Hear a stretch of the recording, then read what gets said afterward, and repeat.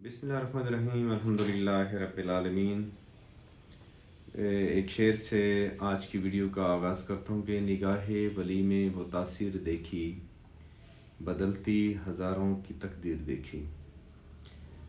हम जिस माशरे के अंदर रहते हैं, ये पाक व हिंद का जो माशरा है, इसमें औलिया कराम ने बहुत बड़ा एक भरपूर किरदार अदा किया है। और जितनी भी अगर तारीख़ पढ़ें इंडो पाक की, तो उसमें इस एरिया के अंदर जितना भी इस्लाम फैला, उसमें मुजाहिदीन और जो हमारे जिन्होंने लश्कर कशी की, उसके पास जिसका सबसे ज़्यादा रोल है, जिन्होंने अपने प्यार मोहब्बत और ह्यूमैनिटी की सर्विसेज से इस्लाम फैलाया है, वो वलीउल्लाह ही हैं। तो कभी भी किसी वली की अगर आप ज़िंदगी के बारे में पढ़ें तो एक ही मैसेज मिलता है, services to humanity is service to God. जैसे इलामा इकबाल ने भी अपने शेर में कहा है कि करो मेहरबानी तुम अहले ज़मीं पर, खुदा मेहरबान होगा अर्श बरी पर। और आज की वीडियो एक छोटे से वली के ज़िक्र से करता हूँ। तारीख़ में अबू बिन अदहम या हज़रत इब्राहीम बिन अदहम का बहुत नाम आता है। ये एक नेक इंसान थे, ईरान के रहायशी थे, और उनकी नेकी पारसाई का ये आलम था कि उनके बारे में एक मशहूर इंग्लिश नज़म लिखी गई, जो कि एक क्रिश्चियन पोइट ने लिखी। उसमें वो तो आपने सारा सुना ही होगा कि वो जैसे उनकी रात को आँख खुलती है तो एक फरिश्ता सुनहरी हरूफ लिख रहा होता है, तो वो तो सारा आपने सुना होगा। लेकिन बेसिकली ये एक बादशाहों के ख़ानदान से थे। तो अल्लाह करीम जब किसी पे राज़ी होता है तो अल्लाह ताला उसको अपनी तरफ ले आता है। तो वो दो तीन वाक़े ऐसे हुए इनकी ज़िंदगी में जो इनको इस्लाम की हकीकी तरफ ले आए। तो उसमें से एक जो वाक़या, वो कहते हैं कि रात को अपने महल में सो रहे थे, तो इनको अपने छत पे कदमों की आवाज़ सुनाई दी। तो ये उठ गए, तो इन्होंने आवाज़ लगाई कि भाई कौन है। तो जवाब आया कि मुसाफिर हूँ। उसने कहा तो आप इधर छत के ऊपर क्या कर रहे हैं। तो उसने कहा कि जी मैं अपनी ऊँटनी को तलाश कर रहा हूँ, अपने ऊँट को तलाश कर रहा हूँ जो गुम हो गए। तो अबू बिन अदहम ने कहा कि बेवकूफ़, ये कौन सी जगह है जहाँ पे तुम अपने ऊँट को तलाश कर रहे हो। जाओ सहरा में जाओ, जंगल में जाओ और अपने ऊँट को तलाश करो। तो उस बंदे ने जवाब दिया कि अगर अबू बिन अदहम अपने नरमो गदास बिस्तर में सो के अल्लाह को तलाश कर सकता है, तो मैं भी इस महल की छत पे अपने ऊँट को तलाश कर लूँगा।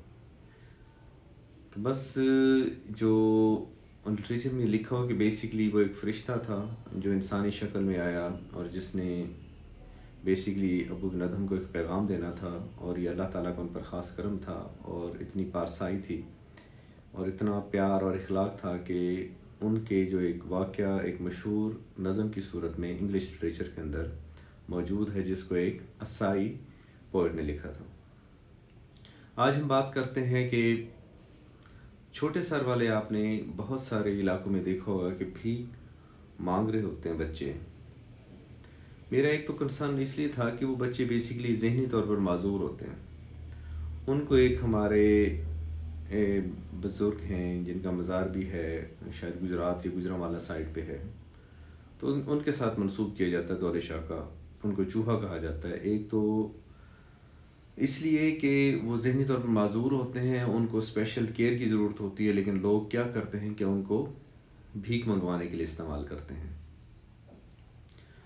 और जो इस रवायत से मंसूब है कि दौले शाह के चूहे या वो डिफ़ॉर्मिटी क्यों होती है, जो लोगों में एक कंसेप्ट पाया जाता है कि जिन बे औलाद जोड़े जो थे अंग्रेज़ दौर के अंदर, कि वो जाके इनके मज़ार पे मन्नत मांगते थे, दुआ करते थे, तो अल्लाह ताला उनको औलाद नसीब करता था इनके तवस्सुत से, इनकी दुआ से। और उसमें ये होता था कि जो उनका पहला बच्चा पैदा होगा वो उसको मज़ार की नज़र करेंगे, और वो जो पहला बच्चा पैदा होता था वो यूजुअली क्या होता था कि वो माइक्रोकेफेली के, जिसके सर का साइज़ छोटा होता था। ये तो एक रवायत है, हकीकत क्या है ये तो अल्लाह ताला की ज़ात ही बेहतर जानती है। लेकिन आज हम इसके मेडिकल एस्पेक्ट्स के बारे में बात करेंगे, और बात करेंगे कि ये बेसिकली एक काबिल इलाज मर्ज़ है। ये किसी भी वजह से हो, उसमें जो भी वजूहात हों, लेकिन ये कुछ जो मरीज़ हैं वो काबिल इलाज होते हैं। अगर काबिल इलाज ना भी हों, تو ان کو بھیک کے لیے استعمال نہیں کیا جانا چاہیے، بلکہ ان کو اسپیشل کیئر کی ضرورت ہوتی ہے، اور یہ ہماری خاص توجہ کے مستحق ہیں۔ ان کو بھیک مانگنے کے لیے استعمال نہیں کرنا چاہیے۔ تو سر کا سائز چھوٹا کیوں ہوتا ہے؟ اس میں کچھ میڈیکل کی بیماریاں ہیں جن کو اگر آپ ایک proper neuro physician, neuro surgeon یا پیڈیاٹیشین سے ملیں گے تو وہ اس میں دیکھتے ہیں کہ کئی دفعہ اس میں دو طرح کی چیزیں ہوتی ہیں۔ ایک تو یہ ہوتا ہے کہ دماغ بڑھ نہیں رہا ہوتا، جس کی وجہ سے ہڈیاں دماغ کی پہلے مل جاتی ہیں، اور دوسری وجوہات وہ ہوتی ہیں کہ دماغ برین کی گروتھ تو ٹھیک ہوتی ہے لیکن باہر سے ہڈیاں جڑ جاتی ہیں۔ تو جن لوگوں میں کسی بھی وجہ سے یہ دماغ کی ہڈیاں جڑ جائیں تو ان کو آپریٹ کر کے ان کے درمیان خلا پیدا کیا جا سکتا ہے، تاکہ جو دماغ کی گروتھ ہو وہ نارمل ہو اور یہ بچے اپنی نیئر نارمل زندگی کی طرف آ سکے۔ اور جب تک اس کے لیے کچھ ٹیسٹ ضروری ہوتے ہیں، جب تک وہ ٹیسٹ نہ کروا لیے جائیں تو کوئی بھی آپ کو پہلے نہیں بتا سکتا کہ اس میں فائدہ کتنا ہے۔ آل کچھ کیسز ایسے ہوتے ہیں جن میں دماغ کی گروتھ نہیں ہو رہی ہوتی، اس کی وجہ سے سر کا سائز چھوٹا ہوتا ہے، تو اس میں ہم کچھ زیادہ نہیں کر سکتے، لیکن پھر بھی یہ ہے کہ اگر ان بچوں کو خصوصی کیئر ملے اور شروع میں اسپیشلی پہلے 6 ماہ کے اندر اگر اس کی تشخیص ہو جائے اور اس کا پراپر علاج ہو جائے تو یہ قابل علاج ہیں اور وہ اپنی نارمل زندگی کی طرف واپس آ سکتے ہیں۔ تو اس لیے میرا تمام اپنے سننے والوں سے ایک ریکویسٹ ہے کہ وہ اس پہ لازمی توجہ دیں۔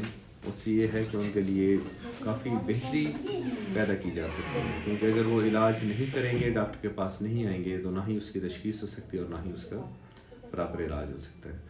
باقی یہ ہے کہ ہم لوگ ولیوں کے ماننے والے ہیں، انہوں نے جو اس پاکستان کے اندر اور پورے انڈو پاک کے اندر جتنا کام کیا ہے، ہم ان کے چاہنے والے ہیں۔ اللہ تعالی ہم سب پہ اپنا رحم فرمائے۔ وما علینا الا البلاغ۔